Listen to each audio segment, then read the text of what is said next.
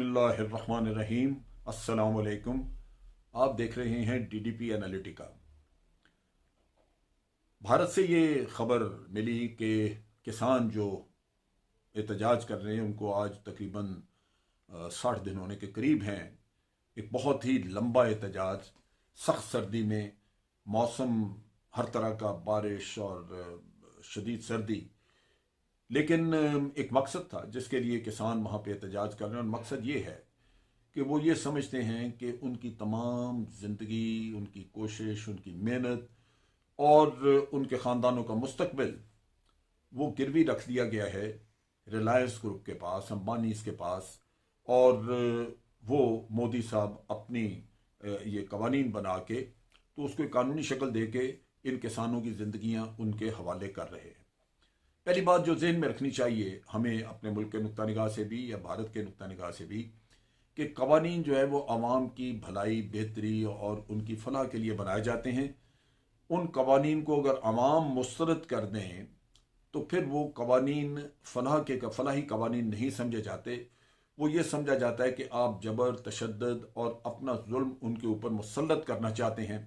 और ये तसल्लुत जो है वो लाजमी बात है कि अक्सर औक़ात बैकफायर करता है।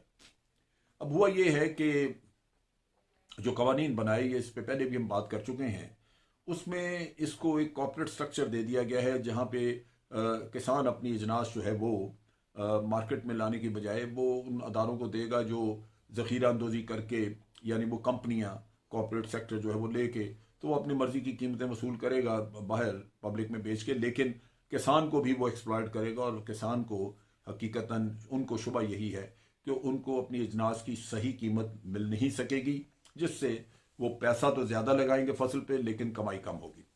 ये बारसूरत एक उनकी सोच है जो कि मेरे ख्याल के मुताबिक है भी दुरुस्त है।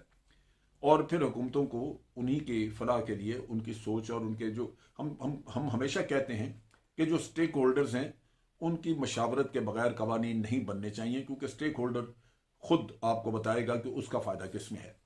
लिहाजा इसमें स्टेक होल्डर किसान थे, उनसे मशवरा किए बगैर ये कवानीन बनाए। अब हुआ ये है कि हुकूमत इस एहतजाज को ख़त्म नहीं कर सकी। ये आज जब 60 दिन के करीब होने वाले हैं, यानी 2 महीने से लोग वहाँ बैठे हैं, तो ख़तरा ये है कि ये लोग हो सकता है कि उठ के दिल्ली की तरफ चल पड़े। सुनने में आ रहा है कि वो ट्रैक्टर्स का एक बहुत लंबा कारवान लेके तो दिल्ली पे मार्च करना चाहते हैं अपने मुतालबात मनवाने के लिए। और बिल्कुल दुरुस्त है, क्योंकि आप कब तक बाहर बैठे रहें जब हुक्मरान आपको लिफ्ट नहीं करा रहे, हुक्मरान आपकी बात सुनने को तैयार नहीं। और हुक्मरान अगर आपको ये इंदिया देता है कि आप बैठे हैं तो बैठे रहें, हमारे जूते को हमें परवाही नहीं, तो फिर आप कुछ ना कुछ तो करेंगे। लेकिन इस एहतजाज को कमज़ोर करने के लिए भारत ने या उनकी हुकूमत ने जो भी तरीक़ाकार इख्तियार किया है वो ये है कि ये अब मुख्तलिफ लोगों पे मुकदमात बनाने लगे हैं। और बहाना इन्होंने ये लिया है कि जनाब ये इस एहतजाज की आड़ में खालिस्तान तहरीक जो है, खालिस्तान, वो चला रहे हैं या उसको चलाने के लिए कोशां हैं। लिहाजा जो वहाँ पे उनके लीडर हैं सिख कम्युनिटी के ख़ास तौर पे, उनको उनके खिलाफ वारंट वगैरह जारी किए जाएंगे, उनको अरेस्ट किया जाएगा। जो ट्रांसपोर्ट लोगों ने जिन्होंने मुहैया की है उनको पकड़ा जाएगा। और जो लोग यहाँ पे इनको राशन वगैरह मुहैया कर रहे हैं उनको पकड़ा जाएगा। ये एक बहुत बड़ी एक साजिश इस खेल को नाकाम करने के लिए। लेकिन इसमें खालिस्तान कहाँ से आया? बात यह है कि खालिस्तान तो एक तहरीक मौजूद है। सिख 1947 के बाद कुछ अरसे बाद ही जब उन्होंने देखा कि उनके साथ किए हुए वादे नेहरू ने पूरे नहीं किए, तो वो कई उनमें से लोग जो थे वो इस पे मुतनफ़र हुए। और मुझे याद है कि पंजाब में हमेशा से सिखों के एहतजाज रहे और सिखों की तहरीक किसी न किसी शक्ल में मौजूद रही। लेकिन बाद में एक वक्त आया जबकि तहरीक कुछ ज़ोर पकड़ी और उन नाइंसाफ़ियों के ख़िलाफ़ सिखों ने उठ के तो एहतजाज किए। उनमें भारत ने जब एक्शन किया बड़ा शदीद किस्म का, तो वो था जो इंदिरा गांधी के वक्त में इन्होंने ऑपरेशन ब्लू स्टार लॉन्च किया। और ऑपरेशन ब्लू स्टार जो था ये इनका हमला था जो कि इन्होंने दरबार साहब पे किया, यानी इनका जो गोल्डन टेम्पल है अमृतसर में उसके ऊपर इन्होंने हमला किया, गोल्डन टेम्पल के ऊपर। और ये हमला जो था ये इतना शदीद था कि उससे बड़ा नुकसान पहुंचा। तोपों से गन्स के साथ उसके ऊपर गोलाबारी की गई, टैंक चढ़ाए गए, संत जरनैल सिंह भिंद्रावाले जो थे वो मारे गए, उनके साथी मारे गए और गोल्डन टेम्पल तबाह हो गया। ये एक बहुत ही बड़ा सान्या था, क्योंकि एक इंतहाई मुकद्दस जगह जो सिख जहां पे इबादत करते थे वो जगह पामाल कर दी गई। और फिर उसके रिएक्शन में आपको याद होगा कि इंदिरा गांधी के ऊपर जब हमला किया, उसके अपने सिक्योरिटी गार्ड्स हैं वो सिख थे, इंदिरा गांधी कत्ल हो गई। ये सिखों के अपनी तरफ से एक गुस्से का इजहार था। और मजहब आप देख लीजिए कि कोई भी अपने मजहब की तौहीन बर्दाश्त नहीं करता, सिखों ने भी नहीं की।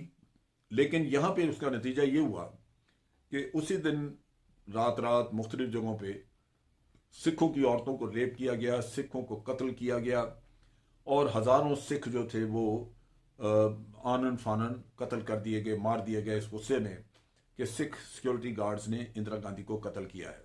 हालांकि ये एक अपने तौर पे जुर्म था, इसका मुकदमा चल सकता था, इसकी तहकीक हो सकती थी कि कौन इसके पीछे। लेकिन अवाम जो है वहां पे, ये मेजॉरिटेरियनिज्म जो है वहां पे हमेशा हावी रहा है कि हिंदू पॉपुलेशन अपनी मेजॉरिटी होने की वजह से उसका नाजायज फायदा उठाती रही और बाकी सिटीजन हमेशा वहां जलील होते रहे।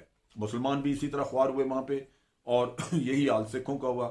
लिहाजा सिख अपनी जानें बचा के बहुत सारे वहां से कनाडा शिफ्ट कर गए और बहुत सारों ने महसूस किया बाद में भी कि यहाँ इंसाफ मिलना मुश्किल है।